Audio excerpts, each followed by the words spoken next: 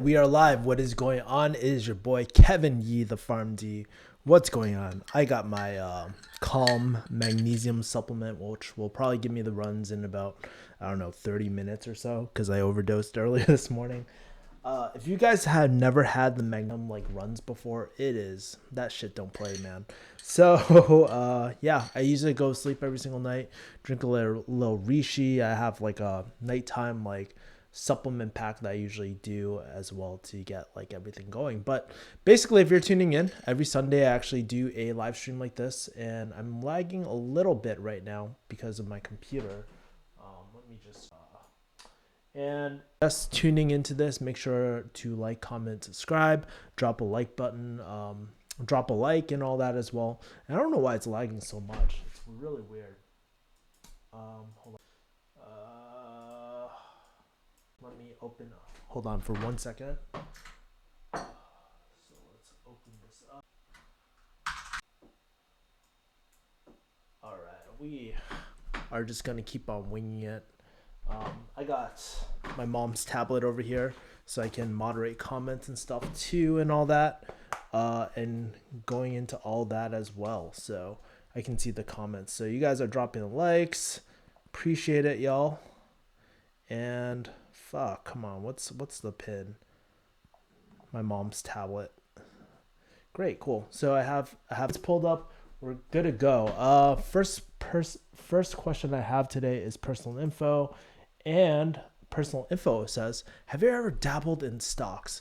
Yeah, I have dabbled in stocks in the past, more so.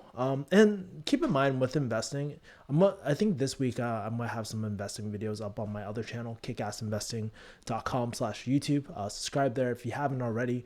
But basically, I have dabbled in stocks back in the day. I used to do a lot of IoT, a lot of tech, a lot of healthcare stocks as well. So back in the day, so look at the different phases and all that. I mean, I love all that, but honestly, most of my investing experience is probably more long-term investing, creating a portfolio.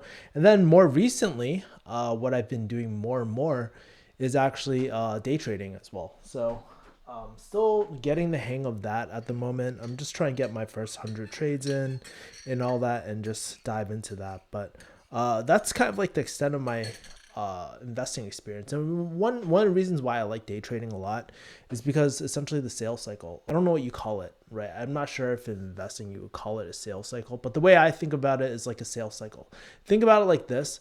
You have your long-term investing, which is like your safe strategy, your conservative strategy. That's your foundation, right? And this is not a short-term thing. This is years and years and years and years of growth. That's what you really need to focus on. And on the other spectrum, you have a day trading strategy or a more quicker strategy where the turnover is a lot quicker and your returns are a lot quicker, but it's a lot more riskier. You can lose a lot more, but that's sort of essentially the trade-off as well. Seton says, yo. Let me pop up your comment. Says yo, the KickAss investing course is great so far. Yeah, I appreciate it. So just to fill you guys in, actually this week I launched the KickAss investing masterclass to a lot of people. I have a full academy too, which is paid, but the masterclass is out. And I finished everything. I'm glad that you guys are liking it because the first edition I wasn't too proud of. I wasn't super happy with. But this one I feel very solid about. And I think it's just going to help more people for generations to come. I want it to last for a long time and be very sustainable. So that's why I'm just trying to grow it. So I'm just trying to fix all the smaller things. I'm going to be sending out personal videos to people who are on the list and as well, just giving them a warm welcome, just getting more testimonials and stuff. Because right now, and I'm going to be talking about what it's like building a digital asset. It took me about 6 years to build a digital asset. Not because it took that long, because it took a long time to get the skill down of being able to teach effectively. Second thing, it also took me a long time to have the confidence and get over the mental hurdle of launching as well. Even to this day, it was really tough, but any future products I launch are going to be a lot quicker. And I want to take you behind the scenes of how to launch a digital asset, because the point of this channel is never a pharmacy channel. one of my friends, we were taking a stroll out today in Boston Common, and one of the things that we're talking about is like, hey, Kevin, what's your vision? And I was like, I don't know the exact number, but I was like, why don't we use 1,000? Because people say 1,000 true fans, right? And for me, right now, my biggest goal is to help 1,000 people watching this channel, whether pharmacy or not, kind of jump in and jump in into the digital remote space, build digital assets and all that as well. I think that is a great opportunity for a lot of people in this day as well. So that's kind of like my vision at the moment. So I want to be creating different products, different solutions for people to do that as well, and surround my content around that as well. So actually, I went to a park earlier today, and I was just like outlining all the content, all the things I want to do, especially with Refugee Hustle going forward. So I'm glad that you guys like, or Seton, that you like the masterclass, the new masterclass at least, right? Put a lot of blood, sweat, and years into it. Good job, pal. Says, recently I checked the BLS data on pharmacy and noticed that the job outlook rate dropped to -3%. What is your opinion on this? And has anyone lost their job in pharmacy? A lot of people I know have lost their job in pharmacy. Fun fact, me, Paul Tran, the pharmacist, and Brian, we actually all jumped on a call on Friday, and we did a video on my channel. My editor is going to be editing this as we speak, and that should be out relatively soon about our opinions about it. But in terms of people losing their jobs, I actually had a lot of friends, especially in Walgreens, who were seasoned pharmacists and then lost their job. They're doing a lot of, I don't know if it's confirmed or anything like that. I know Arx Comedy talked about it, but basically they're terminating a lot of the older pharmacists to save on budget and stuff like that. Is it right? I don't know if it's right or wrong. I think from a business point of view, perhaps it might make sense, but it's a very interesting time in pharmacy. And one of the things about pharmacy as well, or any career, is that you have to be able to adapt. And even that's why you can't stay so rigid in like one modality like pharmacy as well. You have to start building out. My true belief is that you need to start building assets outside, and personally I like digital assets because they're remote, they're scalable, and that's the route I prefer going down. But yes, Alex Johnson says, good advice on investing. Alex says, good advice on investing. Many people like to think of different buckets for investing: long-term, short-term, retirement. Yeah, exactly. So there's different as you mentioned, Alex, there's different buckets because not all strategies are investing is not all just one thing, right? Obviously you can do things in the stock market. You can invest in commodities like gold, and different things like that. You can also invest in businesses as well. Personally, I like the business route because, I believe my belief is once you can fulfill the cash flow gap, then you can actually truly retire. It was interesting. Me and my friend and I, we were both talking about. Well, he's one of the things that people ask him is like, what does he do for a living? And my friend, he's multi-talented. He's like very skilled at a lot of things, but one of the things that he said recently that got a lot of looks was like, hey, I'm retired. And I was like, wow, what? And it was just really interesting. He was like, yeah, people are quite amazed that I'm like retired on paper. And why is that? How come he is retired, right? Well, cash flow. Like, think about retirement. A lot of people put their 401k, like invest in their 401ks, retirement accounts, all that sort of stuff, right? What? They withdraw later down the line, and they essentially want cash flow. They're building up big nest eggs so that they can live off of that, right? That's the goal. Well, let's say if you could build assets that fulfill that cash flow gap, I mean, couldn't you technically retire and do whatever you want? And it got me thinking. It's like, I'm not at that point yet where I can just like, I wouldn't have to work, but I could actually go to like probably Asia at this point, not have to work, and just live on my assets and shoot like YouTube videos and stuff and do high ticket sales. Those are things that I love doing, actually. I love doing sales. I love communication. I love creating digital assets as well, right? Those are essential skills that I've really invested in the last few years. So that's, there's so many different ways to invest. So just elaborating on that. Hagao says negative 10.5K jobs negative 10,500 jobs over the next 10 years. Yikes. Well, pharmacy is really dying. And so one of the things as well too, like one of the things that I wanted to talk about in the recent video that Brian and Paul are really shot was, okay, Paul and I did a job of kind of like, not persuading the next generation, but throwing the data out there for people to really consider whether they should do something like pharmacy or not, right? And hopefully that'll slow the influx of people going into something like pharmacy. But what do we do about the people who are already in pharmacy? And we kind of outlined a game plan as well. Really solid game plan.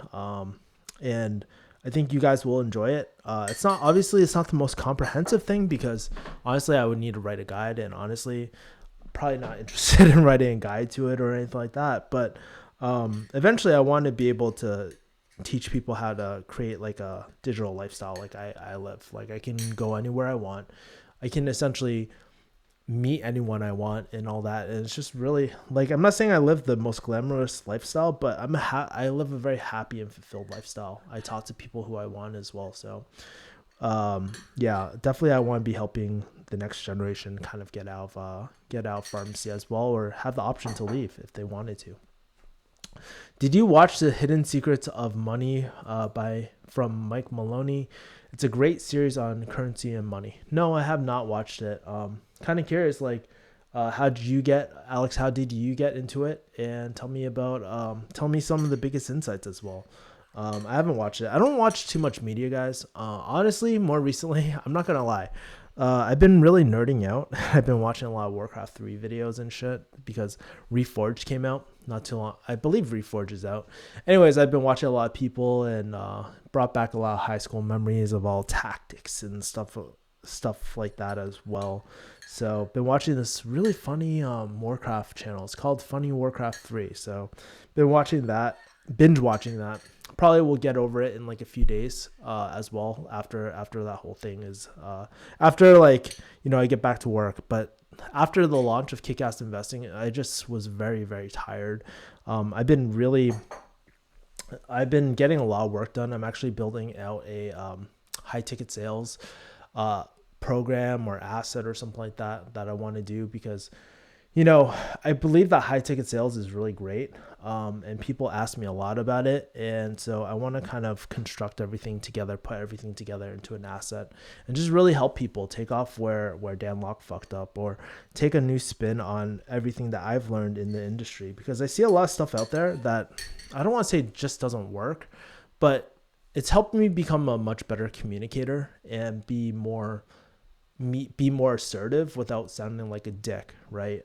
So that's something I've been really working on within the last year or so. But I'm thinking about like really structuring like a true like one-on-one program, or maybe a more scalable program too. Like there's going to be different tiers and stuff that I just want to offer people, especially if they're just like interested into high ticket sales or just consulting in general and all that as well. Kevin Pan, by the way, super lag right now. Hold on, let me something out really quick. Maybe this will speed it up. Cool. Yeah, I think this will speed up. Okay, great. Yeah, everything's speeding up on my end since I closed Chrome. Are there any other applications for PharmD degree other than pharmacy? Meaning, is there any way to apply for like a PharmD other than pharmacy? So Brian and Paul and I talked about this the other day about non-traditional roles, but the problem is non-traditional is very broad. We don't really know like what is considered non-traditional roles as well. So there's a lot of different fields of pharmacy. If you check out my Don't Do Pharmacy video updated, that should have Alex Barker did a really great article about that as well. So he did a really great job on that, and it's in the link of Don't Do Pharmacy updated. So check that out. It should help you a lot. There's a bunch of other careers that you can take a look at, and I would be hyper specific about what you want to consider if you're going to do a PharmD. But at the current moment, I would probably recommend like reconsider what you want first. Don't like Okay, so most of the people, they want to figure out, they feel like, okay, I'm gonna go to school because I don't know what I want to do. I'm gonna do pharmacy, like a PharmD, because I don't know what I want to do, and I'll figure it out later. No, you should go opposite. You should go reverse engineer it. Figure out where you want to be first, and then step by step reverse engineer it backwards instead. That's a better plan of action, because guess what? If the dream career that you want to do doesn't require school, or if it doesn't require a PharmD, wouldn't that be a lot more cost effective? Sure.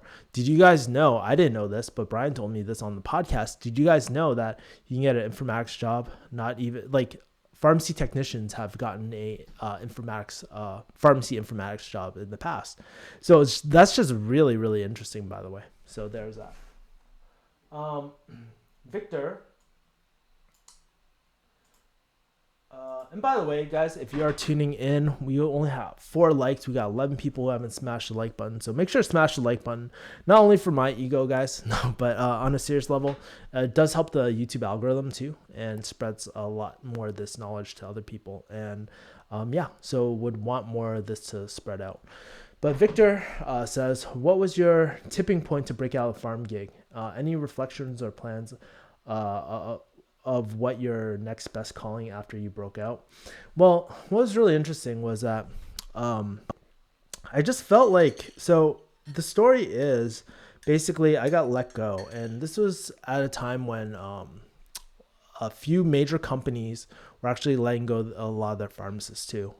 So my friends were telling me that they probably let you go because, yeah, they just use YouTube as an excuse and all that, but they were trying to downsize the pharmacy. I don't know what's true, what's not. It's corporate bullshit. But after I was like let go for misconduct, right?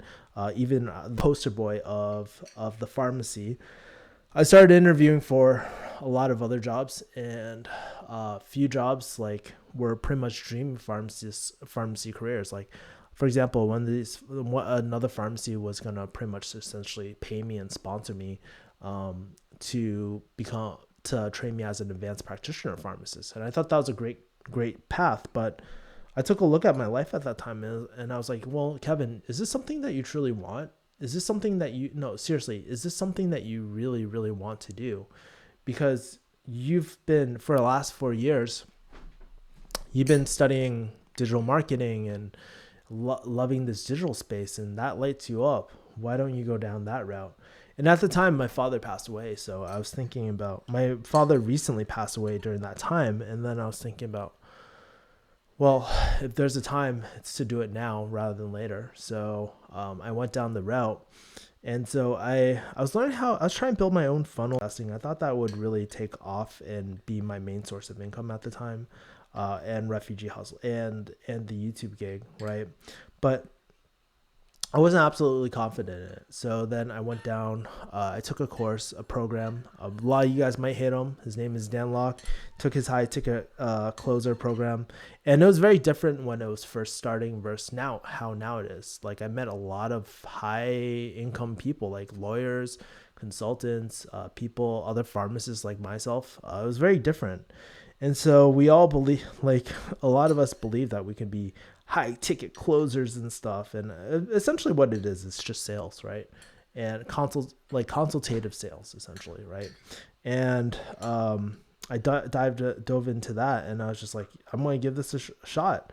I love digital marketing. I can sell digital marketing. Let's make it happen. So that's how I dove into the world. But after being out for so long now, I think one of the biggest things I realized is that I'm just really fulfilled in my life. And I was actually mapping it out, like mapping my journey and mapping the story. And I was like, why do I feel so fulfilled compared to when I was in pharmacy? Don't get me wrong. Not everything's perfect either at the moment, right? But why do I feel a lot more fulfilled now than I used to in something like, compared to when I was in pharmacy? And it really breaks down into 3 things. It really, one, breaks down into, well, I have all the relationships that I want. I can work out when I want, and focus on things that I love, like doing jujitsu. And financially wise, maybe I'm not at the same level at the current moment, but everything financially at the moment supports what I want to do, right? And my money's worth a lot more as a business owner than it is as a W-2. And some of you guys might not understand this quite yet, and I can do more videos about that. But, essentially my income is actually scalable. There's no limit, essentially, right? If I go into a realm of business. So those are some of my key insights. As far as figuring out my calling, recently I've been reading this great book. It's called Compassionate Samurai. I'm going to be posting about it. That's how pivotal it is. Like typically what I do is take pictures of the pages that really kind of speak out to me, the parts I really love, right? And then, man, I just found myself almost taking pictures of every single page and stuff like that. And I think right now I'm just trying to figure out, like, my calling is probably serving, probably teaching somehow, probably doing a more one-on-one type of basis, because and also being a practitioner, because I truly believe, like, not saying that you lose your edge once you stop being a practitioner, but I'm still, you guys got to realize I'm only 1 or 2 years ahead of you guys, if anything, right? I'm not that much farther, maybe 3 years max, maybe. I have a lot of knowledge, but applied knowledge, not so much. That's why I joined a recent incubator for digital marketing to get my get the execution up. And luckily for me, I've been executing quite a bit. But I think I definitely want to serve people and help people get out of the rut of careers like pharmacy, careers of doing this, the status quo. Because here's the thing: a lot of you guys watching this, I know, for example, Alex, we talked in depth before. There's a lot of you guys tuning into this who probably have felt very similarly. Like, you guys have done everything right on paper, but you guys want something more. You realize there's untapped potential within yourself that you want to kind of hit, right? And I want to create product services and a community, more importantly, of people who are like-minded like us, right? Who want to take that red pill, like from the Matrix, and who really essentially want to escape their previous life and live a refugee life of their new life. And that's more fulfilling as well. I think that's really powerful. And that's one of the major things that I've noticed, Victor, as well, like for myself. And I'm just like, I wake up every single morning. I'm just like, God damn, I'm just so blessed every single morning to live this life, because I know a lot of people who did not make it through, like, especially the high ticket sales. They could not find a client. They were struggling. Probably some of you guys watching this are probably struggling right now too, my man. And so being able to live this life and sustain it for quite a while, and to get recurring gigs referred to me, and people want my services, is pretty amazing, and I've definitely realized I built out a very unique skill set going forward. So that's kind of all my insights. So yes, those are kind of my calling. I'm still trying to figure it out, essentially, at the moment. Let's see. Speaking about closing, unknown Hawkeye says, do you have to be certified as an inbound closer to get an inbound closer? No one cares about that. People care about experience. But more than experience, people care about whether you can convert. Like, honestly, the number one thing in terms of closing is that you need to be able to be teachable. You need to be coachable. You need to just figure things out. There's a lot of people I know that absolutely fail at this because they did not take the time. They were not focused enough on getting better every single day. You know how many times I rewrite my scripts or read books? I bought countless number of books. Like, I came here with 6 books. Okay, I already have over 15 books in my room.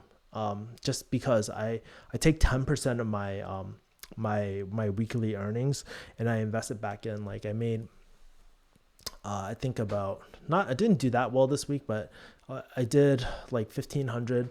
Of that 1,500, I invested like at least 300 or 400 or 500 back into the business of learning about closing, learning about marketing and stuff, and just really focusing on that. That's only on the closing side, by the way. That's not including my other assets, by the way. So you do not need a certified inbound closer position or certification. So don't let anybody lie to you. You don't need that.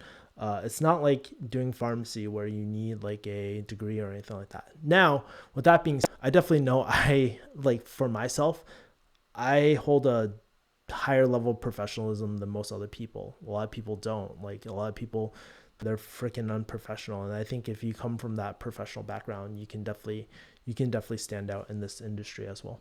Laxman Wagle says, hi, Kevin. Hey, what's up, Laxman? Appreciate you. I believe I shot you a video not too long ago. Is that right, Laxman? Do you find it annoying or offensive if a stranger that is not your ethnicity asks you about where to find good Asian food? One of my Indian friends gets irritated about this. I am white, by the way. I don't get. I don't find it offensive, man. Like, I feel like a lot of people get offended really easily, and obviously I can't speak on behalf of all Asians, but I can tell, like, I can tell you based off how my friends and how we feel about it. If it's like, there's always those tryhards, man, who try hard to like fit into your culture and like, I love anime and all this sort of shit, right? But I mean, if you're coming from a good place, like if you're building a relationship, I don't find it offensive, man. Like, it's like, you like Alex, I think if you ask me like, hey dude, where's a good place to grab some blah blah blah, like if I ask someone, hey, where's a good place to get some Mexican food, I don't think people would be pissed, right? Or anything like that, right? So I don't know, it just depends like the people that you're with. And if you know that they're a little bit more on the sensitive side, just be like, hey dude, I'm not asking you just because like you're Indian and stuff, but obviously you probably have a better gauge on this than most of my other friends do. I just want some legit Indian food. What are some hot places that you think are great, your favorite places? Yeah. And so hopefully they don't get offended by that, but if they do, then, well, too bad. You can't please everyone. And honestly, like, I think it's a harmless question, at least from my perspective. Hagao says, I personally don't get bothered by that, Alex Johnson. If you want to know where the good Chinese food is, you probably ask a Chinese person or someone who's been to China.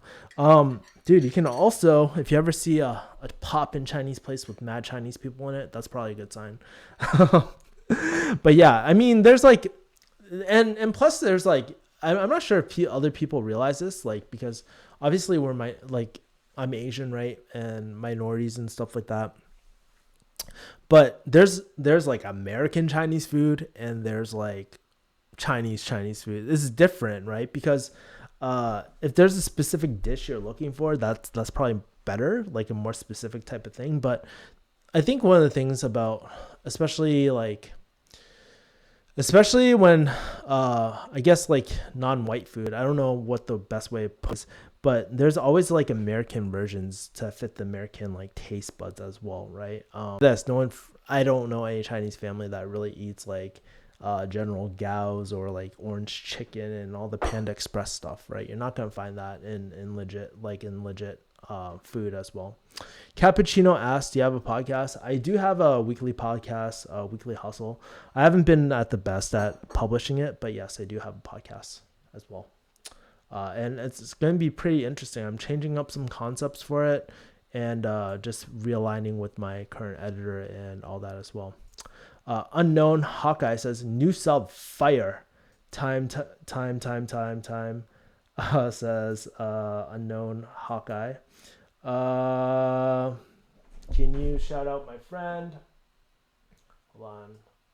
I wonder if this is gonna be like one of those like, on Simpsons, like back in the day where they're like, oh, like bend over or some shit like that. So whatever. Let's see. With all COVID things going on in the U.S., is there shit.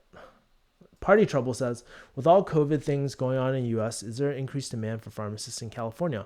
From a Canadian outside view perspective, looks like U.S. is going down hard with COVID. Honestly, I think a lot of people are still having trouble finding jobs at the current moment. I mean, that's one of the biggest concerns right now, COVID or not. Even a lot of hospital pharmacists are getting furloughed because like common knowledge would tell you, like common perspective would probably tell you like, oh, since we're going through an epidemic, the demand should be higher, but that's not necessarily always the case. Now with the community pharmacy, I don't know, because I remember when COVID was first starting to happen, I know CVS was hiring contractor pharmacists as well, or they basically had an increased demand for pharmacists to handle the fulfillment as well. So I don't know how that is right now at the current moment. If somebody else wants to chime in and if they're more knowledgeable about that, let me know. But I guess like but at the current moment, I believe that the job market's still saturated at the moment. Let's see. Dude, how the hell can I know that? I don't know what you're referring to. But anyways, oh yeah, I think you're referring to the other comment from before. But yeah, I mean, that's kind of like a party trouble says no. New grads are getting hourly wages 10 to 20 dollars less than compared to 3 years ago. It's crazy how much has changed, and it's only getting worse. If we're taking a look at the Bureau of Labor Statistics more recently, like I would pull it up, but my computer's hella slow right now. I gotta delete, like I gotta clear out a lot of my stuff on my computer. No, it's not porn, guys. It's not like freaking 2000s. We don't have to download. We can stream that. But in terms of hourly wages, I've actually been jumping on the phone with a lot of new pharmacists, and the wages are essentially going down, and it's a pretty significant. Hours are going down, and also pay is going down too. So it's pretty significant. It's actually affecting quite a bit of people as well. So yeah, and that's the tough part. I don't know how it is in Canada and other places, man. It's so funny. Some people will ask me like, "Oh man, I'm a pharmacist in Egypt. What can I do?" I'm like, "Dude, I don't fucking know, dude. Like I'm in America, man. Like I have no clue. How do I get a job in Germany? Like I don't freaking know. I'm freaking American, man." Bigger movement is toward mail order right now with COVID things going on. Amazon about to take over pharmacy. Honestly, yeah, because I mean, Amazon has killer fulfillment in terms of, I mean, they have one of the best processes and stuff in terms of fulfillment and execution as well of packages, right? If they can apply that to medications, then a lot of the market is screwed. Mail order is really big. Even like I'm not sure at this current moment because it's been about a year since I looked into it, but I know that prior authorizations, pharmacists needed for prior authorizations is really big at the moment. You can get a good contract job, I think around this season, I think right now, but I haven't checked things like Optum RX or anything like that, but a lot of these companies are hiring through that as well. Let's see, how easy to become a franchise pharmacist? I know that you've never been a pharmacy owner, but maybe you can light me with this experience with friends. I don't know any, I've never really heard of any franchise pharmacies or anything like that, to be honest with you. I'm not familiar with those companies that you mentioned. But in terms of my friends who have owned pharmacies like Jenny and stuff, I mean, she says even right now, like pharmacy is not in a really good, like she would probably not recommend it. As well, and she's like that type. She's not scared about competition and all that. I mean, she's well established at this point, but the barrier of entry is so much harder than it was like 3 years ago or 2 years ago as well. So it's been a long time. Seton says, how do stock crashes affect target date funds? In the long runs, would it have minor effects? In the long run, it has absolutely minor effects. So what target date funds are, so if you guys are new to target date funds, they're essentially like preset. These are portfolios created by brokerage companies like Vanguard or Fidelity. So those are those accounts, and in those they control they're specifically focused for retirement. So when you're younger, around your age setting, because I believe you're a lot younger than me, they're going to be more aggressive when you're younger. So, and then they're going to be more conservative as you get older. And so basically all they do is increase your stocks. When you're younger, since you can go more aggressive, you're going to have a lot more proportion of stocks to bonds, right? And as you get older, you're going to have a lot more bonds compared to stocks, right? Or the ratio is going to shift more toward that way, okay? So we have this long scale. And you might be asking yourself, what's actually in something like a target date fund? And typically, if you look at, they will always have the breakdown on like Fidelity or Vanguard or whatever brokerage company that you have. And they're typically bond funds or index funds, right? And you get to control the and they'll reallocate as you get older too. So that is like, so your question was like, does it matter in the long run? Not really, honestly. I would say like it's gonna, in the long run, it wouldn't really have that much effect, because that's the beauty about long-term investing. You can pretty much say with high confidence that it's going to go up, long-term strategy, right? And you don't need to worry about it. It's for those people that just want to shovel money in. It's the first step I always recommend people to do, just to get the ball moving. I think a lot of times, like in terms of psychology, getting momentum, starting to invest in anything is better than doing nothing, right? And then you can always switch your portfolio later as well if you wanted to exchange your funds or anything like that. Really easy process. So yeah, that, I hope that answers your question, Sutton. What else? Hold on.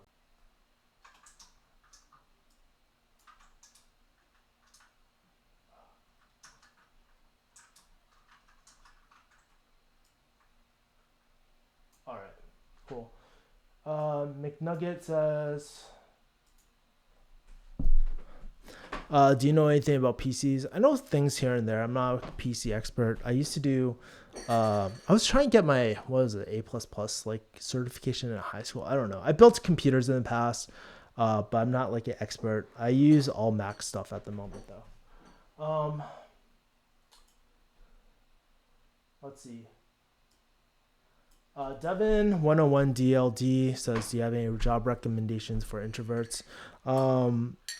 Still currently in college, still trying to find my passion. In terms of like job recommendations for introverts, I mean, there's a lot that you can do. And just because you're introverted, there's still a plethora of different careers. So obviously something that is not so much, does not require so much soft skill.